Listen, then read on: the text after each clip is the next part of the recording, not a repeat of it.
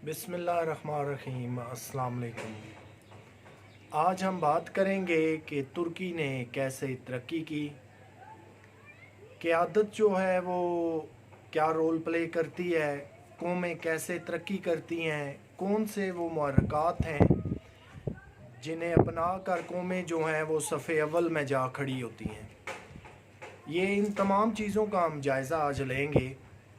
तुर्की पे 23 अरब डॉलर का कर्ज़ा था। तैयब उर्दगान जो प्राइम मिनिस्टर थे उस वक्त, तुर्की की मैं बात कर रहा हूँ कि उस पे 23 अरब डॉलर कर्ज़ा था। तुर्की अगर 2000 से बात करें तो उतना जदीद नहीं था जितना आज है। वो ऐसे कौन से अवामिल हैं और कौन सी ऐसी चीज़ें हैं जिन्हें अपनाते हुए तुर्की ने तरक्की की, अपना 23 अरब डॉलर का कर्ज़ा वापस किया, नेशन ने कैसे तरक्की की, आइए उसका जायज़ा लेते हैं। तैयब उर्दगान जो आज आलम इस्लाम की एक बड़ी ही मशहूर और हर दिल अजीज़ शख्सियत हैं, जब वो प्राइम मिनिस्टर बने तुर्की के तो राइट नो अभी वो प्रेसिडेंट हैं, तो उस वक्त ये गालबन 2004 की बात है कि तुर्की पे 23 अरब डॉलर का IMF की तरफ से कर्ज़ा था। उन्होंने जब इक़्तिदार संभाला तो ये सूरत हाल उनके सामने थी। उन्होंने ना सिर्फ 23 अरब डॉलर का कर्ज़ा वापस किया बल्कि हज़ारों मुल्क के अंदर यूनिवर्सिटियाँ बनाई जिसके अंदर मुख्तलिफ़ किस्म की एजुकेशन दी गई। उन हज़ारों यूनिवर्सिटियों के बनाने का मकसद ये था कि कौम बाशऊर हो जाए, तालीम याफ्ता हो जाए, कौम का हर फ़र्द जो है वो तालीम याफ्ता हो जाए।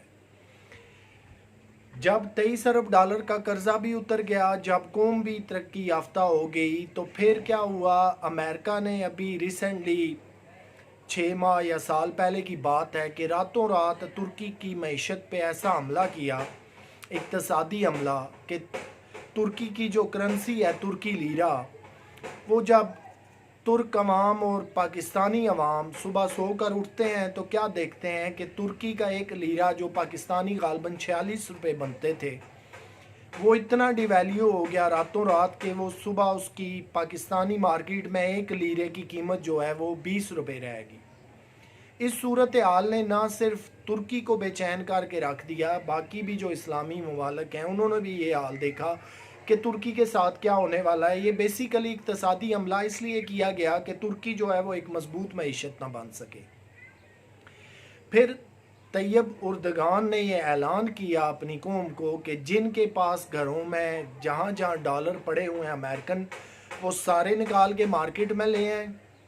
और आज के बाद जो तुर्की अमेरिका से एप्पल के लैपटॉप, एप्पल के आईफोन और एप्पल की दीगर मसनूआत ख़रीदते थे, जिसके ज़िमन में अरबों डॉलर सालाना जो हैं वो अमेरिका को ट्रांसफ़र हो जाते थे, वो फ़ौरन उन्होंने फिल फ़ौर बैन कर दिए, ख़त्म कर दिए।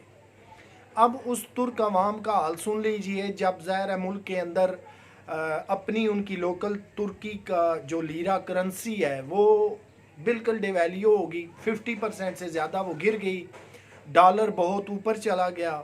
होना तो ये चाहिए था कि वो कौम घरों के अंदर डॉलर रख लेती, दबा लेती, मज़ीद धड़ाधड़ लाखों करोड़ों डॉलर ख़रीद लेते, लेकिन उस गयूर अवाम ने ऐसा नहीं किया।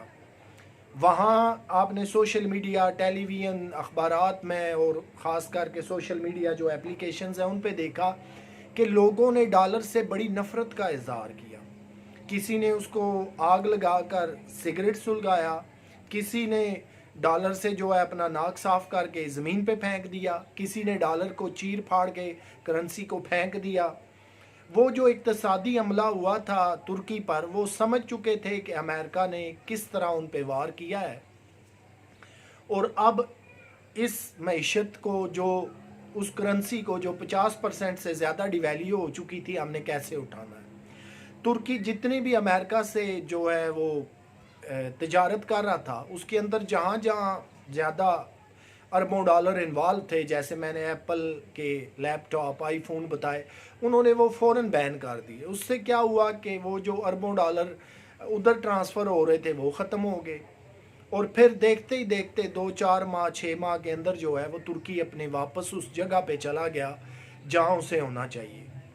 फिर उसके अलावा और बहुत सारे मामलात हैं। याद रखिए, ये वही तुर्की है जो पिछले 50 सालों से सिर्फ ये कोशिश कर रहा है कि उसे यूरोपीय यूनियन के अंदर शामिल कर लिया जाए।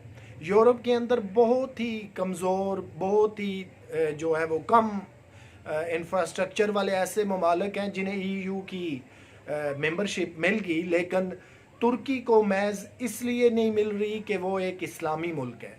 और आपको ये बात यहाँ जानकर बड़ी हैरत होगी कि तुर्की वाहिद इस्लामी मुल्क है जो नेटो का मेंबर भी है, नेटो अलायंस और इताद भी रखता है। लेकिन बावजूद इन तमाम चीज़ों के तुर्की को जो है वो यूरोपीय यूनियन की रुकनीत नहीं दी गई। आज का तुर्की जो है वो बहुत मोस्ट एडवांस है। आप उसका इंफ्रास्ट्रक्चर देखिए, उनके अवाम को देखिए, उनका पूरी दुनिया के साथ बर्ताव देखिए। कोई भी आलम इस्लाम का मामला हो या गैर इस मुस्लिम ममालिक का हो, वर्ल्ड के अंदर कोई भी जो है वो बर्निंग इशू हो, तो तुर्की की जो स्टेटमेंट आती है वो सारी उम्मत मुसलमा से टॉप अव्वल नंबर पे होती है। अब कल मैं पढ़ रहा था कि तुर्की जो है आने वाले करीबी वक्तों में 10 दुनिया की जो बड़ी मईशतें हैं उसके अंदर शामिल हो जाएगा। G7 का नाम आपने सुना है, G8 ममालिक हैं, इसी तरह और बड़े दुनिया के अमीर कबीर ममालिक हैं, लेकिन दुनिया की जो टॉप 10 मईशतें हैं उनके अंदर तुर्की शामिल हो जाएगा।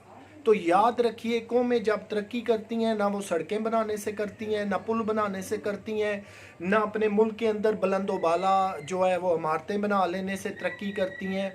तरक्की जिस कौम ने भी की है उसके लिए सबसे जो पहली चीज़ है वो 100% लिटरेसी रेट है। जब तक तालीम नहीं आएगी, आपके 100% जो है अवाम बाशऊर नहीं होंगे, उन्हें अपने अच्छे बुरे का, अपने मुस्तकबिल का, अपने अच्छे बुरे हुक्मरानों का पता नहीं चलेगा, तब तक मुल्क तरक्की नहीं करते। आप जितनी मर्ज़ी स्काई स्क्रैपर बना लें, जितनी मर्ज़ी मोटरवेज़ बना लें, जितने मर्ज़ी पुल और सड़कें बना लें, ये मुल्क का किसी हद तक इंफ्रास्ट्रक्चर तो ठीक हो सकता है, लेकिन ये वो चीज़ें नहीं हैं जो किसी एक कौम को सफ़े अव्वल की कौम बना सकें। तो आज का जो उभरता हुआ जदीद तुर्की है वो मैंने आपको बताने की कोशिश की कि उन्होंने फिर 23 अरब डॉलर पे मज़ीद कर्ज़े नहीं लिए, कर्ज दर कर्ज नहीं लिया, बल्कि ऐसी हिकमत अमली अपनाई कि एक मकरूज़ मुल्क को जो है कर्ज़ों की दलदल से निकाल कर आज़ाद किया। तो दोस्तों, मुझे उम्मीद है कि आज का ये टॉपिक आपको पसंद आएगा। इंशाल्लाह आपसे फिर मुलाकात होगी नए मौजू के साथ।